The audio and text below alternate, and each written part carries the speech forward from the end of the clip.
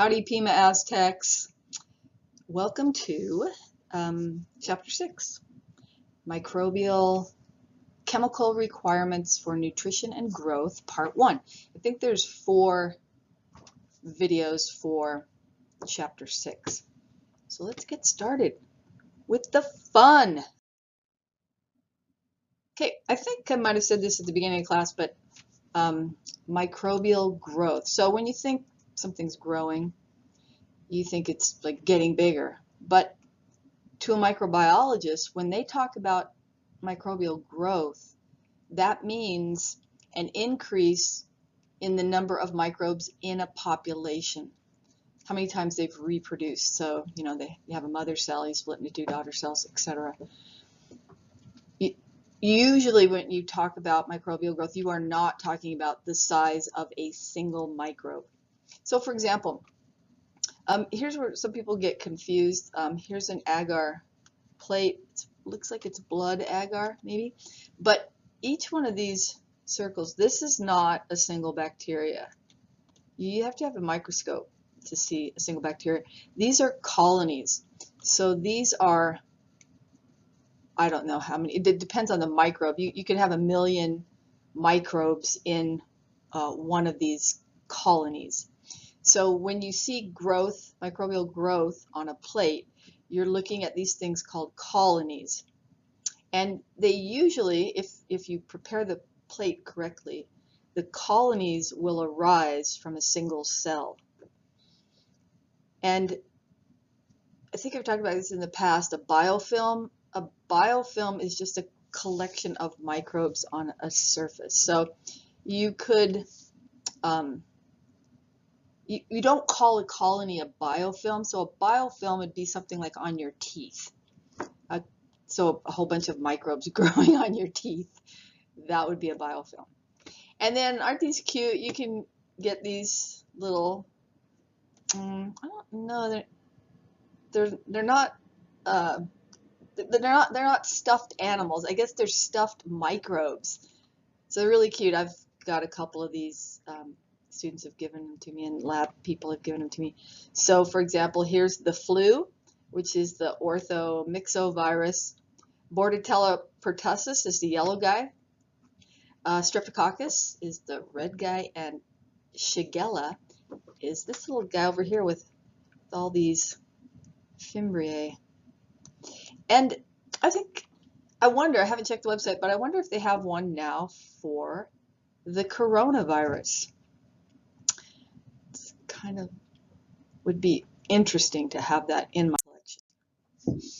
All right, so microbiologists have tried to make these cool charts to think about how their microbe of interest gets their energy source and where they get their carbon source from.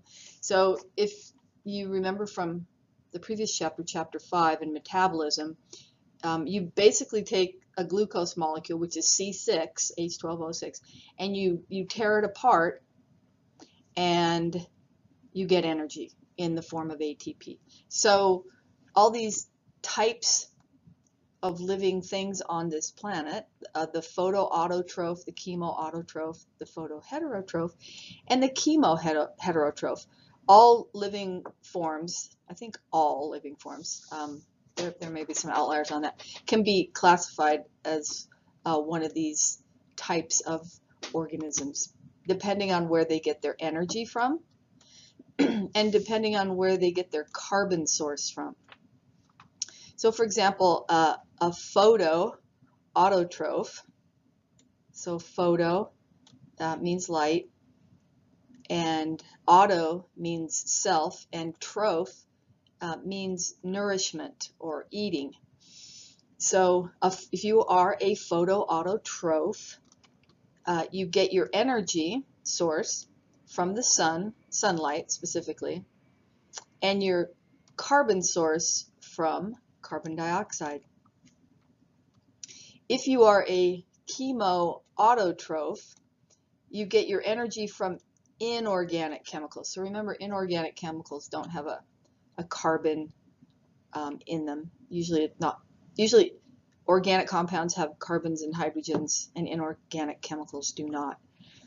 And auto means self, so that means you get your carbon from yourself, so that's in the form of CO2. If you are a photoheterotroph, again, photo, so you get your energy from the sunlight, and you are a heterotroph, so that means you get your carbon source from organic compounds, like C6H12O6, which is glucose. And this is what we are as humans. We're chemoheterotrophs. So we get our energy from organic compounds, excuse me, and our carbon source from organic compounds. And those are the things we eat. So, for example, carbohydrates like glucose, proteins, fats, and our micronutrients. So microbes, which we're interested in this class, they need a food source and an energy source so that they can make more of themselves. The most common nutrients for us, or microbes, include these atoms. So carbon, hydrogen, oxygen, nitrogen, phosphorus, and sulfur. So 98% of the nutrients that we, or the microbes, consume contain this chown PS. So the first part of the term, and I went over this, the first part of the term is where the microbe, or us, gets its energy from. So photo, said that's the sunlight. The second part of the term is where it gets its carbon source from, or its food from. Any cell on this planet needs to do nutrient metabolism. So that means to take in nutrients and break them down and make ATP. So there's three things that all cells need for nutrient metabolism. They need a source of carbon, we call that their food, a source of energy, and that's a source of electrons. So if you remember from the last chapter, metabolism, remember when you could get your electron carriers to the electron transport chain, and then you could shuttle those electrons through the electron transport chain. You could make, at the end of that chain, you could make a whole bunch of ATP, which is the energy source of the cell.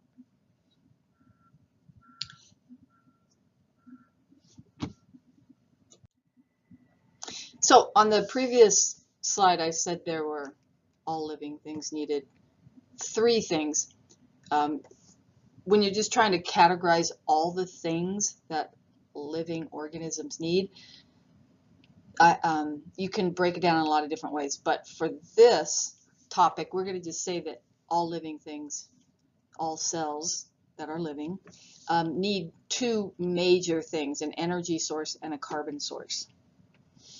Okay, so let's take a look at this. I may have gone over this cartoon previously, and I'll probably go over it again because it's very important in understanding how energy is moved around in a cell. So in this cartoon, we have this orange ball is the electron donor. That means that it's going to donate an electron. When it does, it's going to lose its electron. And when it loses its electron, you don't want free electrons floating around the cell. You want there to be an electron acceptor so that the electron can bind to the electron acceptor, and the electron's not roaming around the cell, tearing up all your proteins, carbohydrates, and fats. So the orange ball is an electron donor. When it gives up its electron, it's going through a process called oxidation.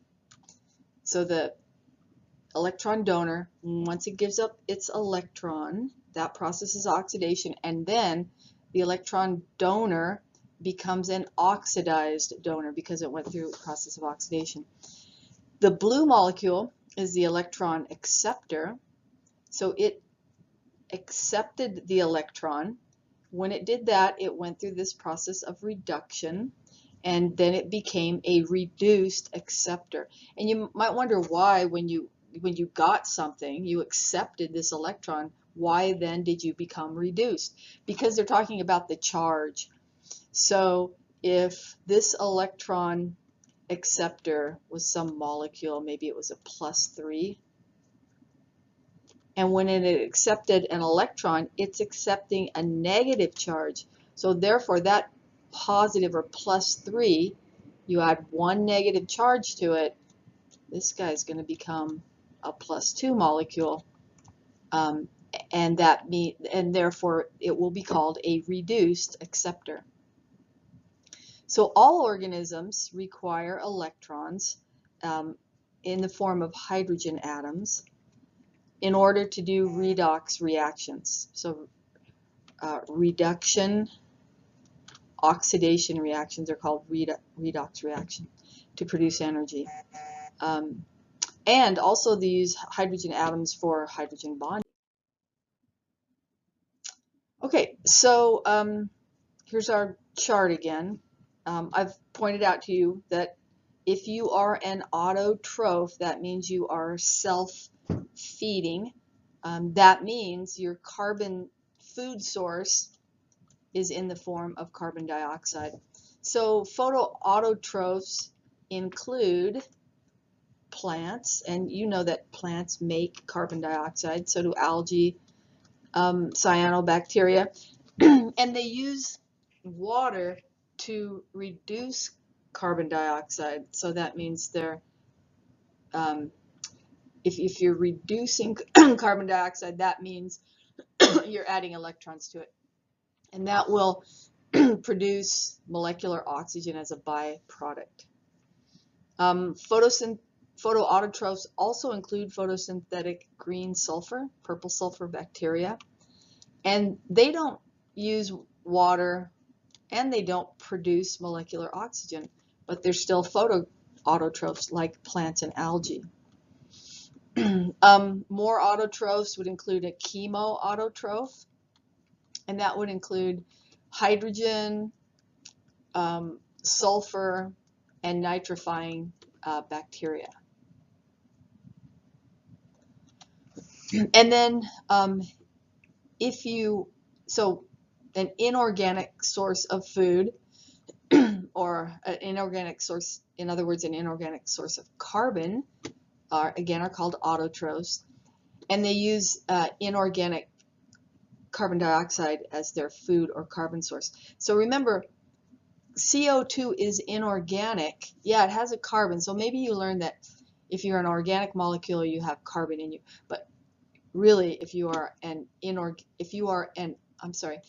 you learned that if you had carbon in you, you were an organic molecule. But really, you have to have carbon and hydrogen in you to be an organic molecule. So CO2 doesn't have hydrogen in it, therefore it's an inorganic molecule. And that makes it an inorganic source of carbon or food. Okay, now let's look at photoheterotrophs. If you are an organism that requires an organic source of carbon, then you are a heterotroph. So we're down here, we have photoheterotrophs and chemoheterotrophs. And here's your carbon. We're looking at the source of carbon. So if you're a heterotroph, you're going to catabolize or break down or oxidize reduced organic molecules like carbohydrates, proteins, amino acids, lipids, fatty acids. And then we've said this before, humans are chemoheterotrophs. So photoheterotrophs would include green non-sulfur and purple non-sulfur bacteria. Chemoheterotrophs, like us, would do aerobic respiration, so that means we use oxygen as a final electron acceptor in the electron transport chain. Most animals are chemoheterotrophs. Fungi, protozoa, many bacteria are actually chemoheterotrophs. If you're a chemoheterotroph, you can also do anaerobic respiration. Some animals do anaerobic respiration, protozoa, some bacteria, and you do fermentation, like bacteria and yeast.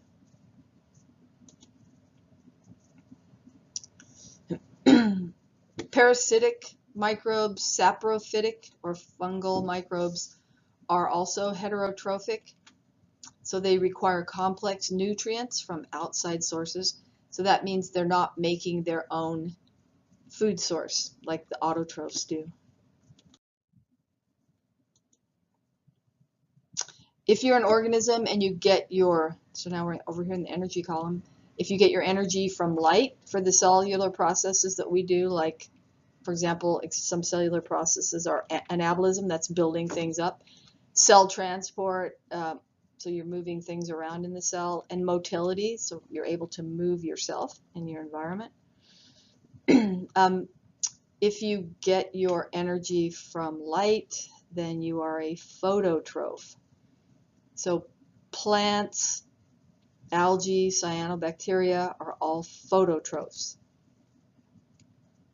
And then if you're a phototroph, you can be a photoautotroph or a photoheterotroph.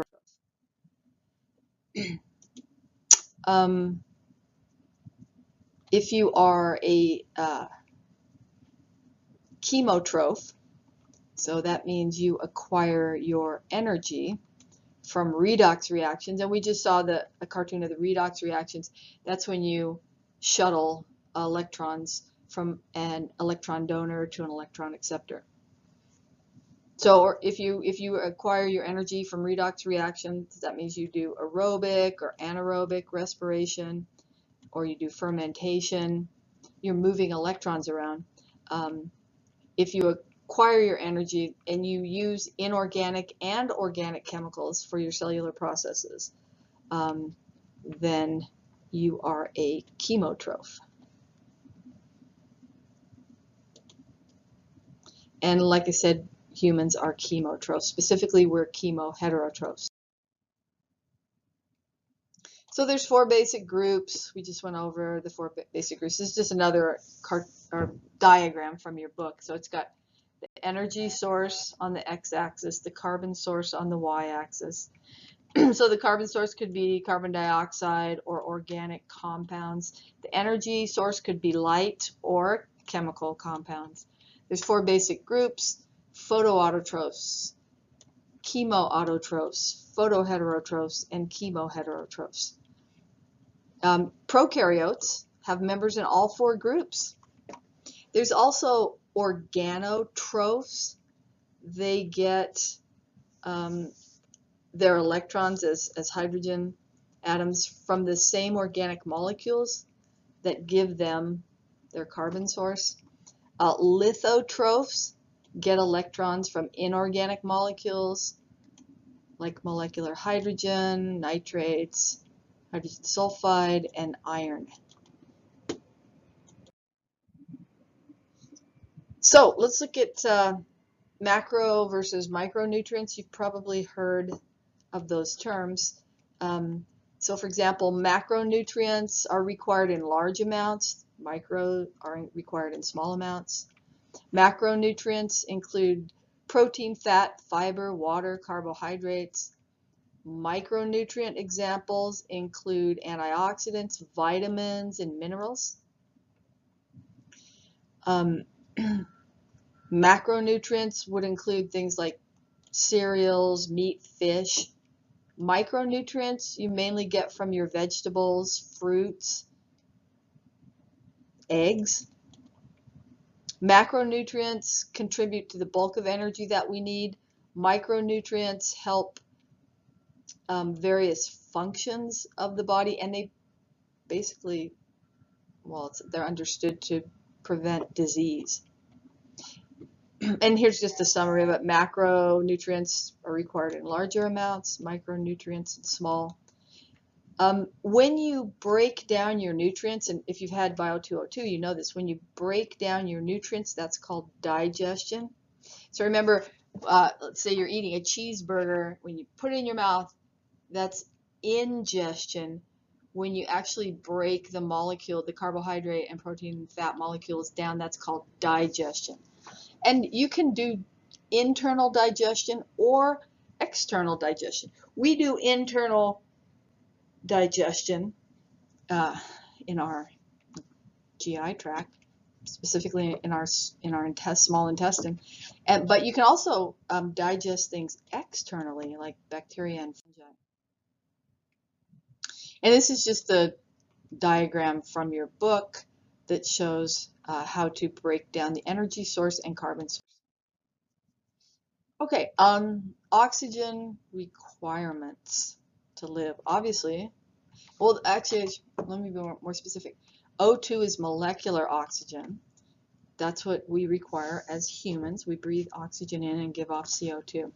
And so here's this cartoon is showing you how different microbes will grow in a tube of media, depending on if they need oxygen to survive or if oxygen will kill them if they're exposed to it.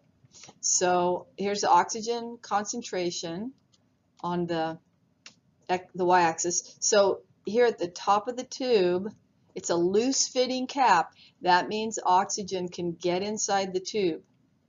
So the oxygen concentration is high at the top of the tube.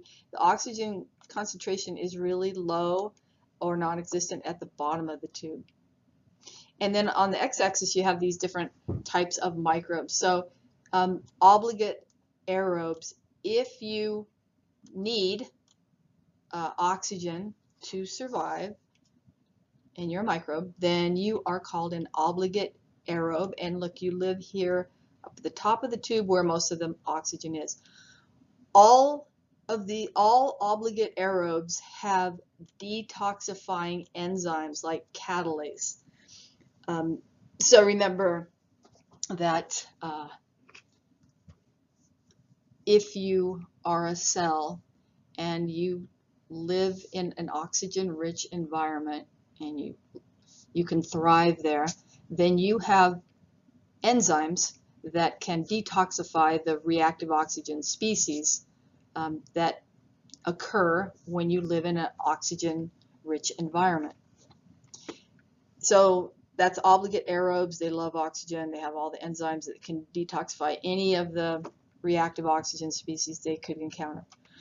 If in letter B you are an obligate anaerobe, that means you have no reactive oxygen species detoxifying enzymes, and molecular oxygen is a poison to you. So look at, you live down here at the bottom of the tube. You're trying to hide from oxygen.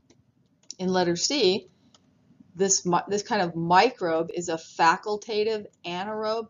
That means that if oxygen is present, you have some or most detoxifying enzymes, but you don't need oxygen to survive. So you can kind of live throughout the tube of media. And then if you are an aerotolerant anaerobe, so that means you're an anaerobe, so you don't need oxygen to survive, you have some of the reactive oxygen species detoxifying enzymes. So that means you can tolerate molecular oxygen. If you're a facultative anaerobe, that means you can actually use molecular oxygen to run your daily energy activities. So you can identify oxygen requirements of an organism by growing it in this media.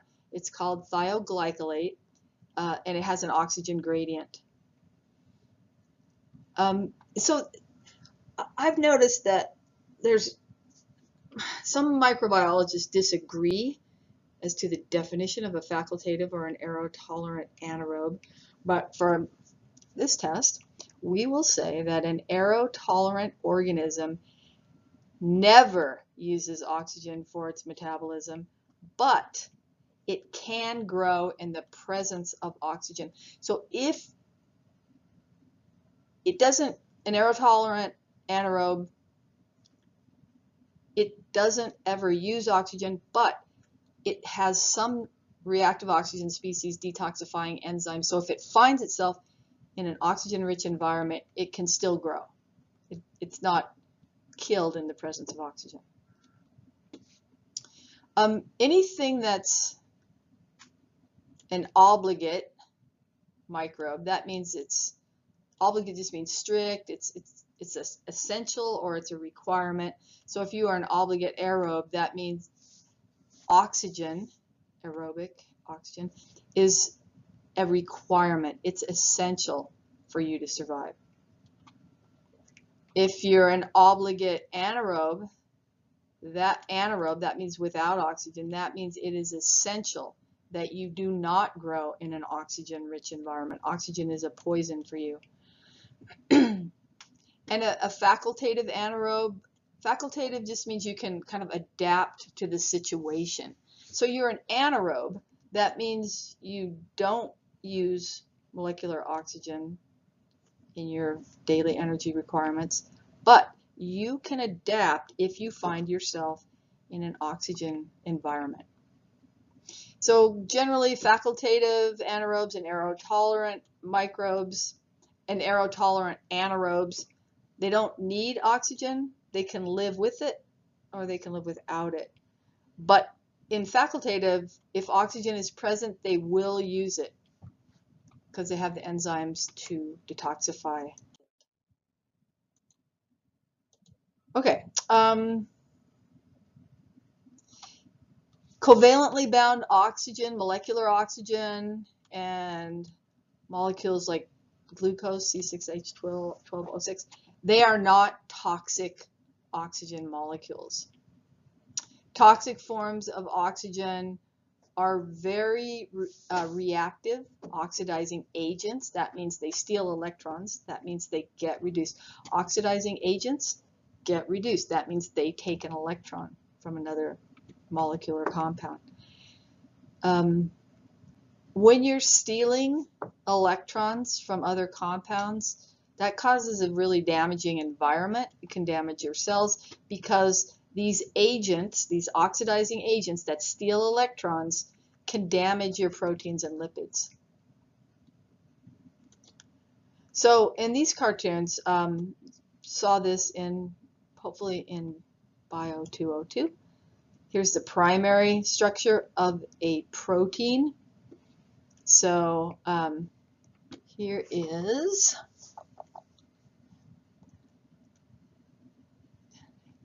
here's a carbon atom, a nitrogen atom, a hydrogen atom, and then this R group is just the unique group on a protein.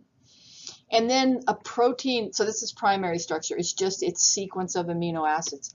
And then the secondary structure of a protein, you can see there is a hydrogen bond between an electronegative oxygen here and a hydrogen atom here. And then these little dots, black dots, that indicates a hydrogen bond. So this hydrogen bond between these atoms allow the protein to take its secondary structure, which in this cartoon is an alpha helix, but it could also be a beta sheet.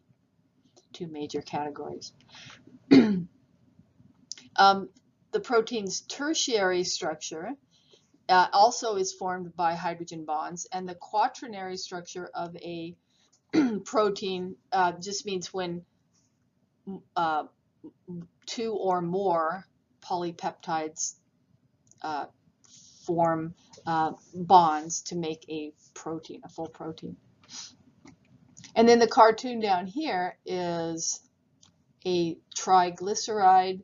So these would be the fatty acid tails, so the carbons and hydrogens in a phospholipid, for example.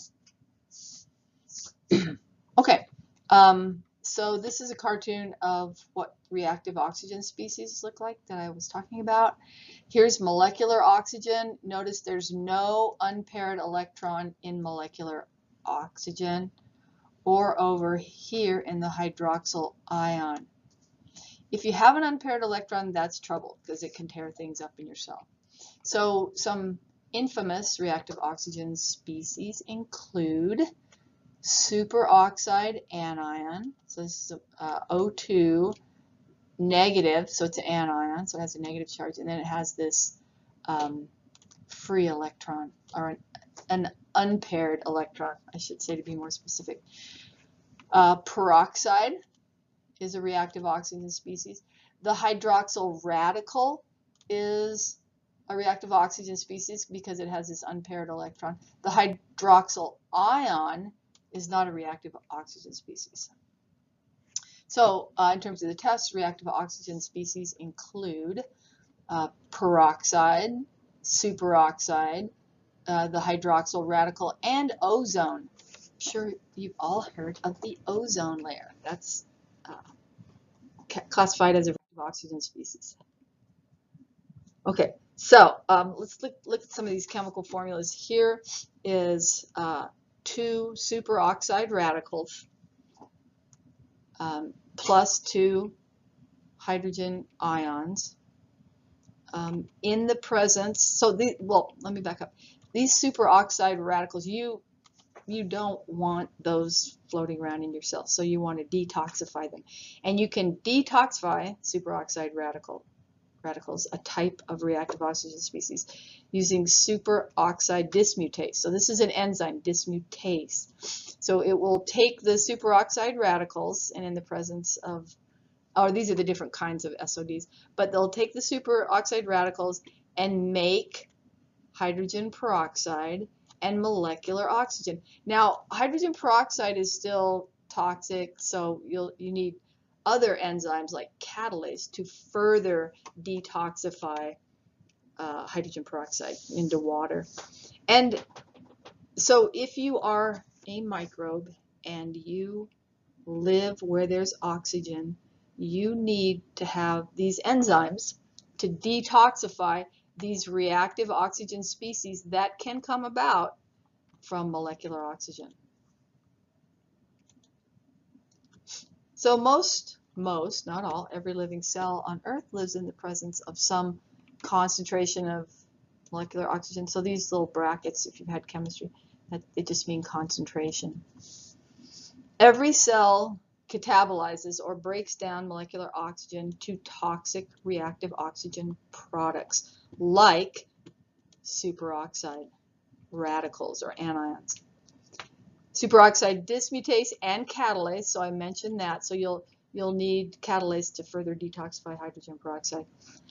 So SOD and catalase are made by aerobic organisms so that they can detoxify the reactive oxygen species. If you are a microbe that is an anaerobe, you don't make SOD and you don't make catalase. So when you're in the presence of molecular oxygen and these superoxide radicals are formed, they will destroy proteins and lipids inside you, and then you'll die. If you take in antioxidants, they can stabilize the reactive oxygen species. So that's why people are all saying it in the human culture, eat a lot of vegetables because they're high in antioxidants. So here's a cartoon. It's kind of a balance. Here's reactive oxygen species being created all the time because we live in a molecular oxygen environment. But if we eat healthy food that has antioxidants, we can stay a little, so the balance goes a little bit this way so that we're healthy. But if you get out of balance, the reactive oxygen species goes up, then that results in disease. And we've been saying this, if you're an anaerobe, that means you don't have catalase and you don't have superoxidase and you cannot detoxify these reactive oxygen species. And we've said this before, if you are a protein that catalyzes chemical reactions like SOD and catalase, then you are called an enzyme. So let's check it out. Here's my drawings of some detoxifying reactions. So we've talked about this one. Take superoxide, In the presence of superoxide dismutase, you make hydrogen peroxide and molecular oxygen. Hydrogen peroxide needs to be further detoxified. So you come over here to this next reaction. Hydrogen peroxide in the presence of this enzyme, catalase, will form, hydrogen peroxide will form the products water and molecular oxygen. Not toxic. Also, there's an enzyme called peroxidase that can take hydrogen peroxide as a reactant and make molecular water and NAD.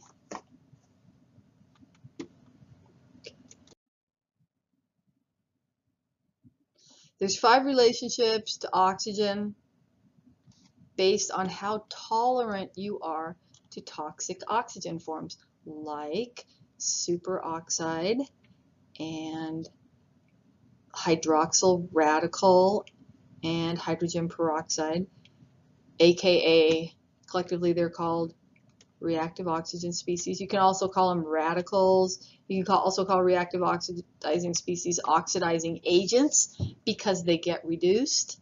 So that means they take electrons from other molecules. So superoxide radical, we talked about this, it's very reactive and it's detoxified by SOD if you're an aerobe. And the products of superoxide dismutase are hydrogen peroxide and molecular oxygen. If you're an anaerobic microbe, you die in the presence of molecular oxygen because molecular oxygen will break down to superoxide, and if you don't have SOD, the superoxide will destroy your cells. Hydrogen peroxide contains peroxide anion, and peroxide anion, so peroxide anion here is included in hydrogen peroxide. Peroxide anion is detoxified by catalase or peroxidase. So catalase here or peroxidase can detoxify peroxide anion, and then it's linked to hydrogen peroxide. And then we've been talking about this, catalase makes molecular oxygen in water, peroxidase makes molecular water.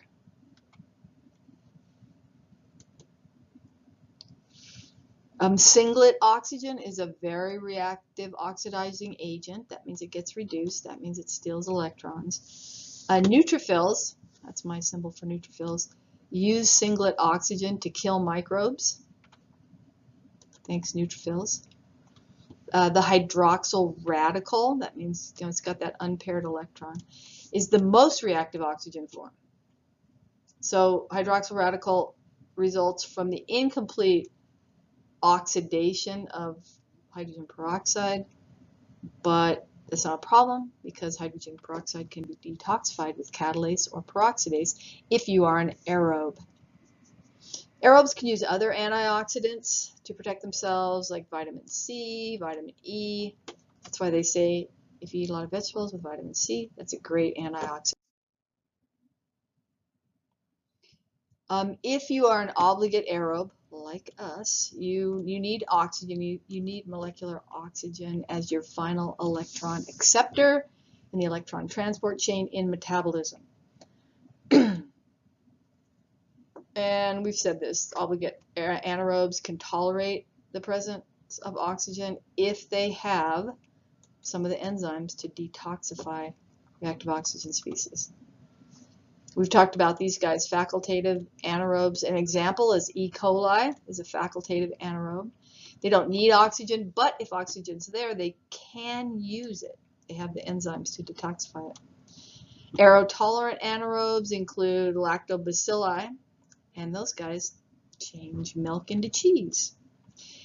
If you're aerotolerant, you don't use oxygen, but you have a few of the enzymes to detoxify it. And then we didn't talk about these yet, microaerophiles, like Helicobacter pylori, that lives in your gut. Microaerophiles require really low levels of oxygen, like as low as 2% oxygen. and they have a really limited ability to detoxify hydrogen peroxide and superoxide. So they have only a few of the enzymes needed to detoxify. So this is a test that we do in the lab. It's called the catalase test. As you know, catalase will convert hydrogen peroxide into molecular oxygen and water. And if you are a microbe and you have catalase and you are exposed to hydrogen peroxide, then you will make molecular oxygen that will be seen as bubbles. If you don't have catalase and you are exposed to hydrogen peroxide, you will not make bubbles. You won't see that. So this top slide was, they smeared Enterococcus fecalis, they put hydrogen peroxide on it, and they didn't see any oxygen bubbles. So that means Enterococcus fecalis is catalase negative. The lower slide, they smeared on Staphylococcus epidermidis, and they got a positive reaction when they put hydrogen peroxide on that microbe, because you see bubbles. So that means that Staphylococcus epidermidis is catalase positive.